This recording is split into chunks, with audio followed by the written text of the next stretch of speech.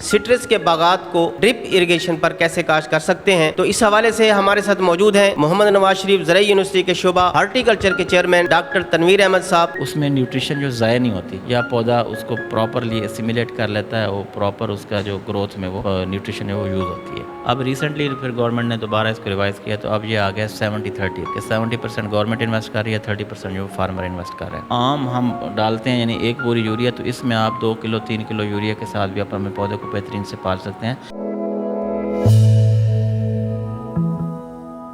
بسم اللہ الرحمن الرحیم۔ السلام علیکم ناظرین، AWC ایگری کے ساتھ میں ہوں آپ کا میزبان طاہر ندیم۔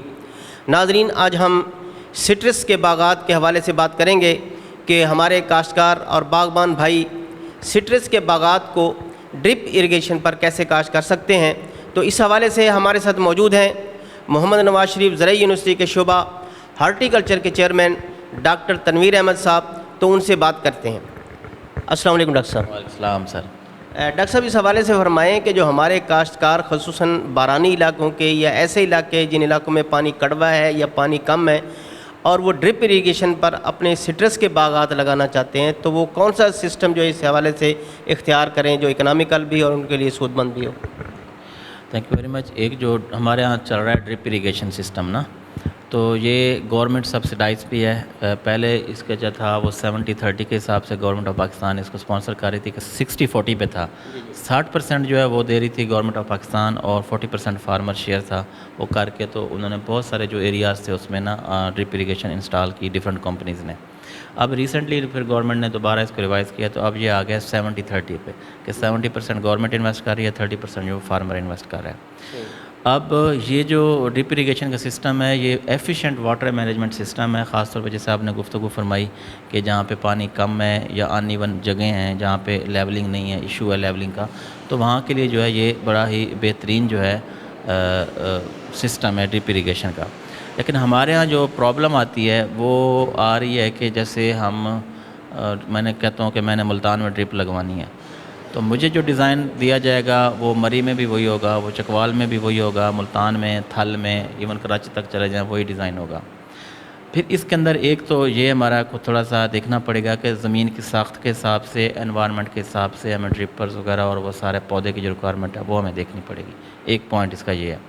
دوسرا یہ ہے کہ جب کوئی نئی چیز آتی ہے اس کے اندر انوویشن ہوتا ہے، تو اس کے ساتھ جو ریسرچ کا پروسیس ہے وہ لازمی چلنا چاہیے۔ اب ہمارے ہاں پھر ڈرپ اریگیشن ہم نے بس وہاں تک، اس سے اگر ریسرچ ہمارے پاس نہ ہونے کے برابر ہے، تو ہمیں جو ریسرچ ایکٹیویٹیز ہیں نا اس کو بھی مزید امپروو کرنا پڑے گا، کیونکہ یہ جس طرح آپ نے فرمایا کہ یہ پانی کے مینجمنٹ کا سسٹم ہے، اس کے ساتھ ساتھ یہ فیڈ کی مینج کرنے میں بہترین سسٹم ہے۔ ہم جو نیوٹریشن پودے کو دیتے ہیں، اگر جیسے ہمارا عام ہم ڈالتے ہیں یعنی 1 بوری یوریا، تو اس میں آپ 2 کلو 3 کلو یوریا کے ساتھ بھی اپنے پودے کو بہترین سے پال سکتے ہیں۔ تو یہ بہت ساری اس کے اندر فرٹیلائزر کی بھی بچت ہے، اریگیشن پانی جو ہے اس کی بھی بچت ہے۔ پھر بہت سارا جیسے اگر آپ تھل کے علاقے میں چلے جائیں، لیا، منکیرا، بکر، اس سائڈ پہ بہت سارے آرچڈ جو ہیں ابھی ڈرپ پہ لگے ہیں اور بہت اچھا پرفارم کر رہے ہیں۔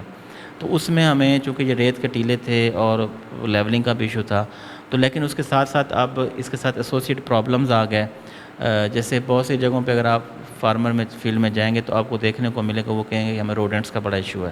چوہے جو ہیں وہ آتے ہیں، چونکہ نرم جگہ ہوتی ہے وہیں پہ جو پلانٹ آگے پیچھے ان کو رہنے کی جگہ مل جاتی ہے، تو اس کے ساتھ ساتھ پھر اس کا جو ہے وہ روڈنٹ مینجمنٹ سسٹم بھی، تو یہ بڑے بڑے لوگوں کے تیار پودے 4-4 5-5 سال کے بھی انہوں نے تباہ کیے ہیں۔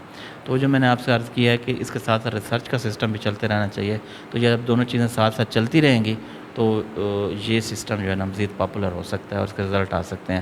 مینلی جو ہے دنیا کے اندر یہ بہت پاپولر سسٹم ہے، آپ گلف کے اندر دیکھ لیں، بڑا زبردست طریقے سے وہ اس کو مینج کر رہے ہیں۔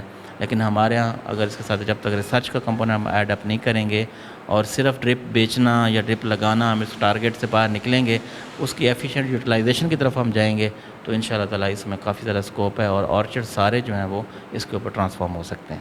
ڈاکٹر صاحب، اس کی جو پوٹینشیل ہے یا اس کے جو ریزلٹ ہیں وہ کیسے ہیں کہ اس جو ڈرپ اریگیشن پر جو سٹرس کے آرچرڈ کاشت ہوتے ہیں ان کی پیداواری صلاحیت جو ہے جو عام فلڈ اریگیشن یا دیگر سسٹم پر ہوتے ہیں ان کے مقابلے میں کیسی رہتی ہے؟ جو ساتھ ساتھ صحیح طریقوں سے مینج کرتے رہتے ہیں اس کو نا، یعنی کہ پودے کی جو پانی کی جو ریکوائرمنٹ ہے یا نیوٹریشن کی ہے نا، وہ بیسیکلی پودے کی تین طرح پہ اس کے اوپر نا ضرورت ہوتی ہے. ایک تو کہ پودے کی عمر کیا ہے, دوسرا انوائرمنٹل کنڈیشن کیا ہے, اور تیسرا جو ہے سائل جو ہے وہ کیسی ہے. تو ایج کے ساتھ ساتھ چونکہ جب سٹرس ہے پھر اس نے میڈیم سائز ٹری میں بننا ہوتا ہے, تو شروع میں اس کے وہ ٹرپل کمپنی لگاتی ہے کام, پھر ایسا وہ کہتے ہیں جب بڑا ہوگا تو ہم اس کے ٹرپلس بڑھا دیں گے. تو اگر وہ اس کو ایفیشینٹلی وہ سسٹم کو سیٹ کر رہے ہیں تو تھرڈ ایئر ہی یہ فروٹنگ سٹارٹ کرتا ہے پودا, اور بہت اچھی فروٹنگ ہوتی ہے. تو جتنے اس کے اوپر لگے ہوں لوگوں نے اس کے اوپر صحیح معنوں میں صحیح طریقے سے چلے ہیں, تو وہ اچھی خاصی جو ہے اسے مطلب عام سے وہ کم از کم 30% ان کے جو ریسورسز کم یوز ہوتے ہیں اور پیداوار بڑھ جاتی ہے ان کی. جس طرح آپ نے فرمایا کہ جو اس وقت ڈرپ اریگیشن فراہم کی جا رہی ہے اس کا ڈیزائن ایک جیسا ہی ہے, لیکن مختلف علاقوں کے حوالے سے مختلف ڈرپ سسٹم جو ہوتا ہے نا اس کی ضرورت ہوتی ہے. تو یہ کون طے کرے گا؟ کاشتکاروں کو تو اس کے بارے میں علم نہیں ہے کہ ان کے علاقے کے حوالے سے کون سا جو سسٹم ہے وہ زیادہ ایفیشینٹ ہے, کون سی اس میں جو ٹیوب استعمال ہوں یا نوزل استعمال ہوں, تو اس کا کون ان کو تعین کر کے دے گا؟ ظاہر ہے ہمارے کاشتکار تو اس قابل نہیں کہ وہ ان چیزوں کا دیکھ سکیں. یہ جو کمپنی ہے نا جیسے جعفر برادر کر رہی ہے یا 2-3 اور کمپنیز ہیں, تو بیسیکلی ان کے انجینئرز ہیں جو ویل ایکوپڈ ہیں اور ان کا اچھا خاصا ماشاءاللہ کام ہوتا ہے, تو وہ جا کے ڈیزائن وہ کرتے ہیں. پھر وہ اصل میں پھر جب کمپنی کی بات آتی ہے وہ دیکھتے ہیں کہ ہمارے پاس کیا ہے, پھر وہ پڑ جاتے ہیں لو کاسٹ کے چکر میں. ذرا فارمر کہتا ہے کہ یار اس کمپنی سے میں نے لیا, اس نے مجھے زیادہ پیسے بتائیں, کم بتا رہے ہیں, میں کام والے کے پاس چلا جاؤں گا. تو فارمر کو یہ بھی تھوڑا سا ایجوکیٹ کرنے کی ضرورت ہے کہ فار دا ٹائم بینگ اگر تھوڑا سا آپ انویسٹ کرتے ہیں تو ان دا لانگ رن آپ کو اس کے بہت زیادہ فائدے ہیں. تو وہ جو کمپنی ہے وہ فارمر کو بتائے کہ اس سارا اس کو کرے گی, جیسے ان کے پاس ٹرینڈ انجینئرز ہیں, اور دنیا میں ایسے ہی ہوتا ہے. تو کمپنیز کو چاہیے کہ وہ بھی اپنی تھوڑی سی کیپیسٹی کو بڑھائیں, اور جو اس علاقے کے حساب سے فارمر کو خرچہ کم تو ضرور کریں, لیکن یہ ہے کہ جو ان کو بیسٹ سوٹڈ جو سسٹم ہے نا وہ ان کو لگا کے دیں. بہت ساری جگہوں میں ہم نے دیکھا ہے, لیا والی سائڈ پہ جو کہ میرا, تو وہاں پہ بہت سارے لوگوں نے پھر اب اس کو اکھاڑا ہے. وجہ یہ ہے کہ وہ ڈرپ ان کو پراپر اس انوائرمنٹ کے حساب سے ان کو پودے کو فیڈ نہیں کر رہی, پودے سٹنٹڈ گروتھ ہو گئی. اگین وہی جنہوں نے بڑا اچھا کیا, اور وہ جو ریسرچ کے ساتھ لگے رہے, لوگ کمپنی کے ساتھ لگے رہے, تو انہوں نے بڑا اچھا کیا.